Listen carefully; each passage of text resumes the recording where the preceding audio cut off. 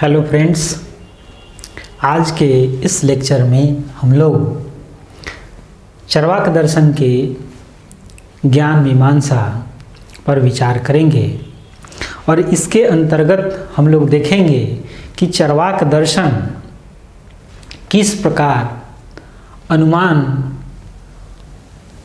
के साथ साथ शब्द और उपमान का खंडन करता है। क्योंकि पिछले लेक्चर में हम लोगों ने देखा कि किस तरीके से चरवाक दर्शन अनुमान प्रमाण का खंडन करता है। इस लेक्चर में उसके शब्द और उपमान प्रमाण के खंडन के तर्कों पर विचार करेंगे। तो जैसा कि आप देख सकते हैं, शब्द को दर्शन शास्त्र के अंतर्गत परिभाषित करते हुए कहा गया है कि शब्द क्या है।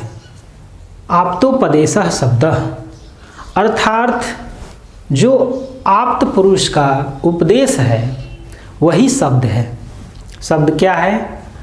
आप्तोपदेशः शब्दः, अर्थात आप्त पुरुष का जो उपदेश है, जो वचन है, वही शब्द है। अब यहाँ पर आपके लिए जो समझने वाली जो चीज़ है वो है आप्त पुरुष से यहाँ क्या संदर्भ है।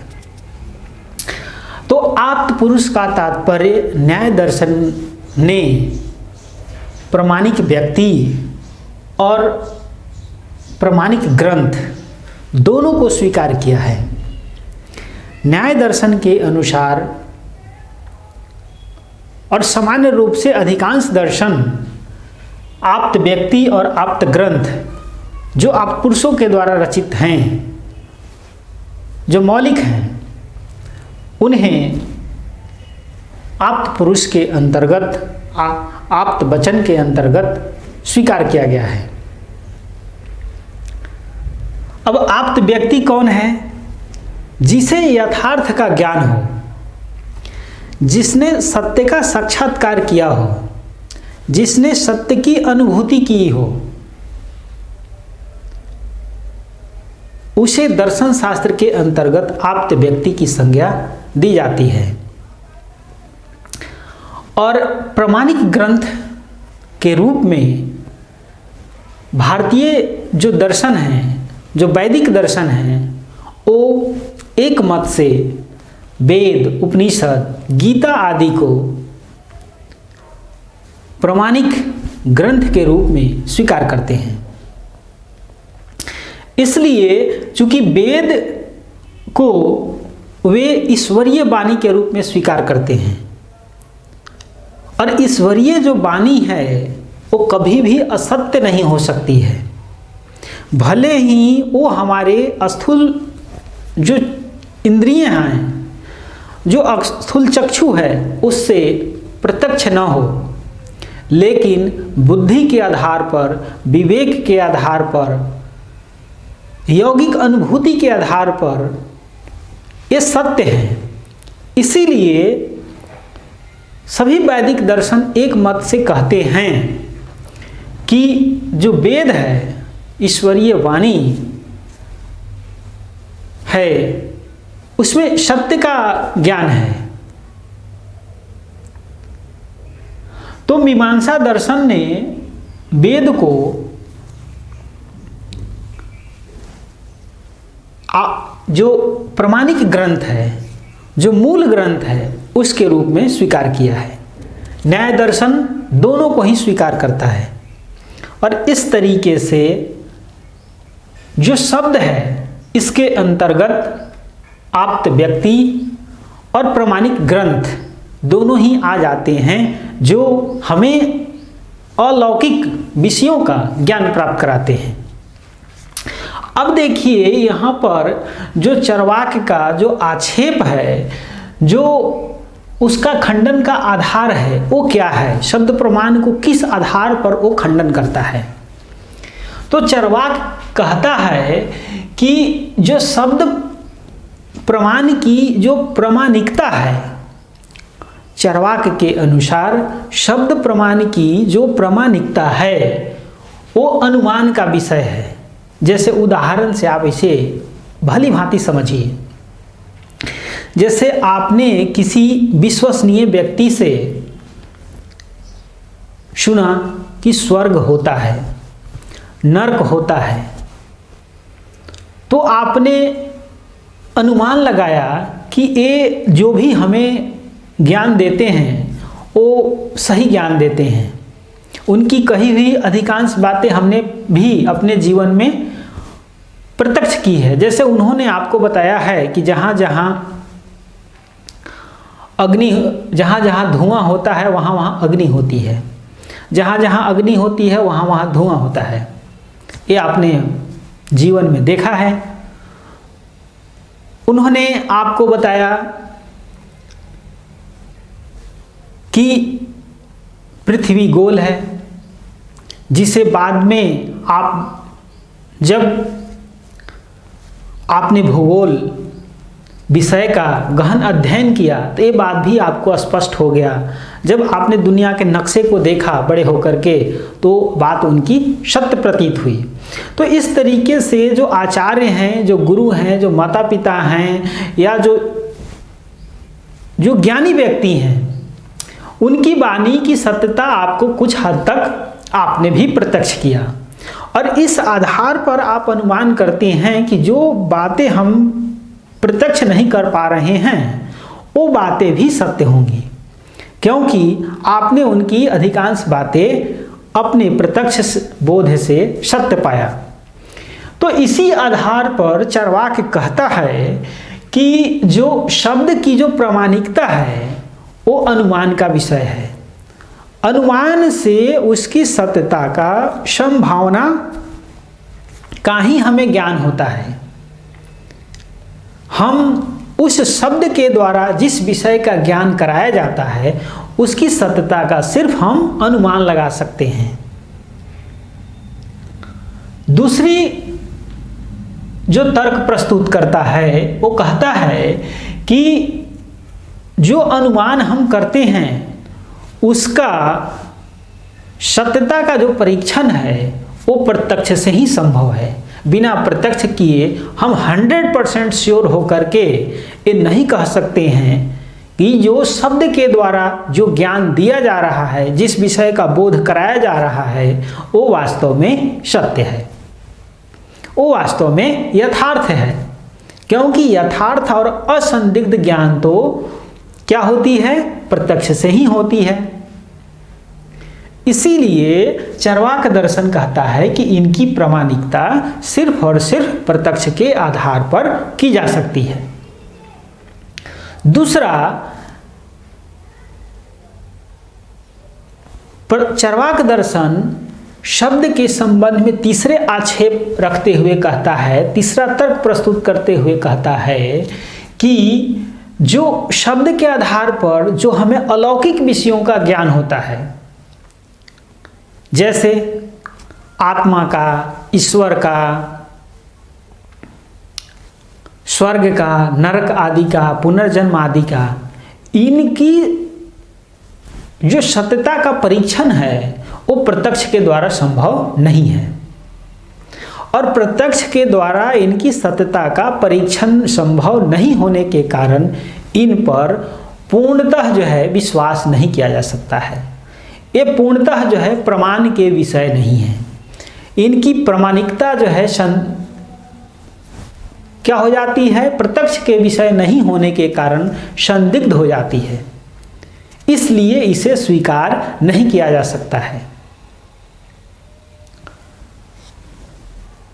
जो चौथा जो है तर्क प्रस्तुत करते हुए कहता है कि जिन के आधार पर आपको अलौकिक विषयों का ज्ञान हो रहा है, जिन शास्त्रों को आप प्रमाण के रूप में स्वीकार कर रहे हैं, वो क्या है? वेदादि शास्त्र हैं।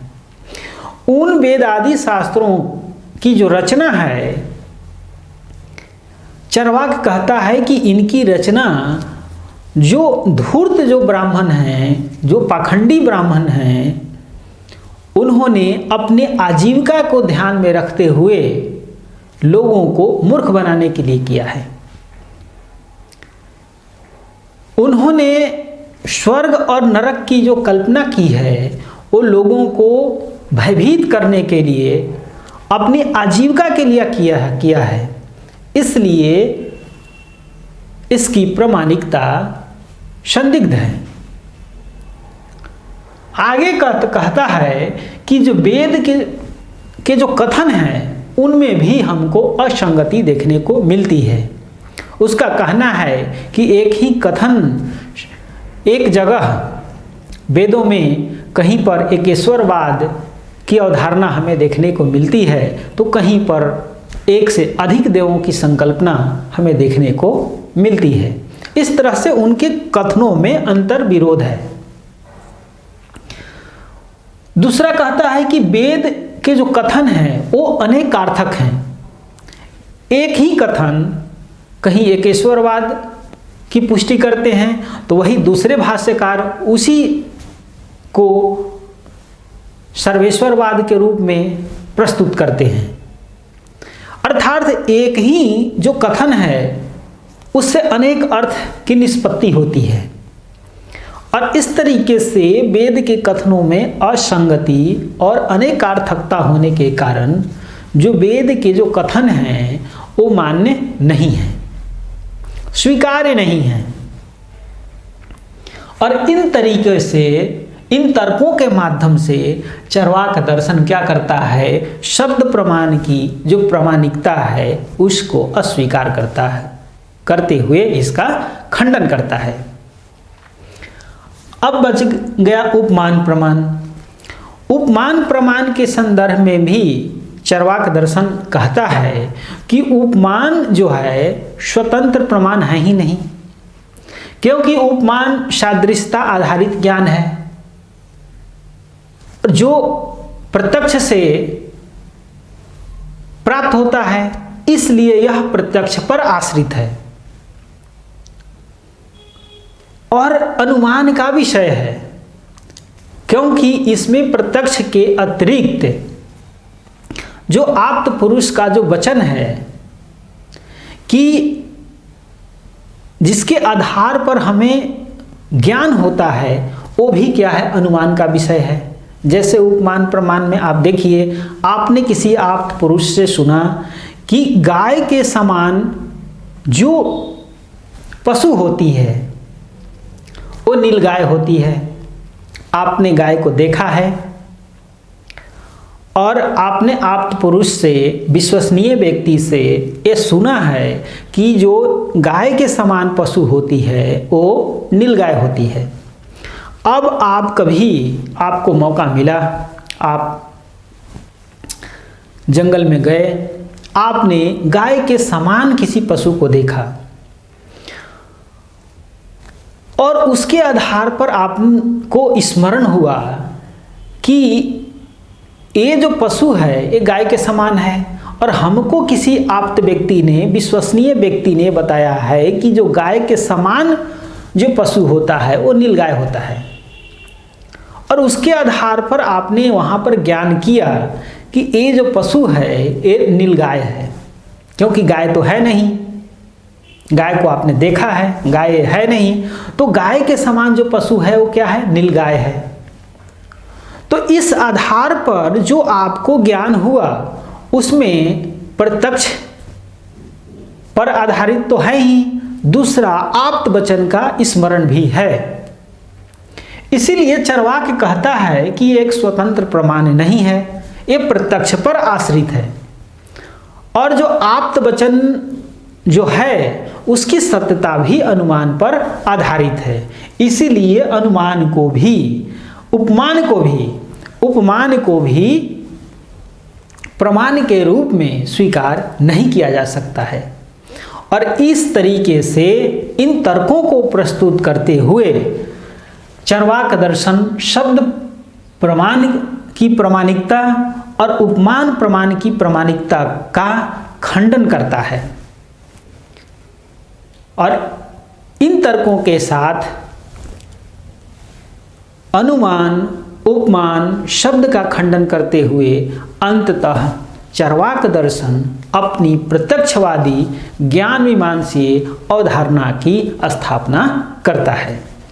तो आज के इस लेक्चर के माध्यम से आपने चरवाक दर्शन के अनुमान और शब्द के खंडन को आपने समझा। आशा करता हूँ कि आप सभी को यह लेक्चर स्पष्ट रूप से समझ आ गया होगा। यदि किसी भी तरह की कोई अवधारणा स्पष्ट न हो पाई हो तो आप नीचे कमेंट करते हुए आप ज़रूर लिखें। मैं इसे समझाने का प्रयास करूंगा अथवा एक नया ही लेक्चर उस विषय को स्पष्ट करते हुए बनाने का प्रयास करूंगा। अगले लेक्चर में हम लोग चार्वाक दर्शन के तत्व मीमांसीय अवधारणा को देखेंगे। तब तक के लिए आप सभी को धन्यवाद। ओम शांति।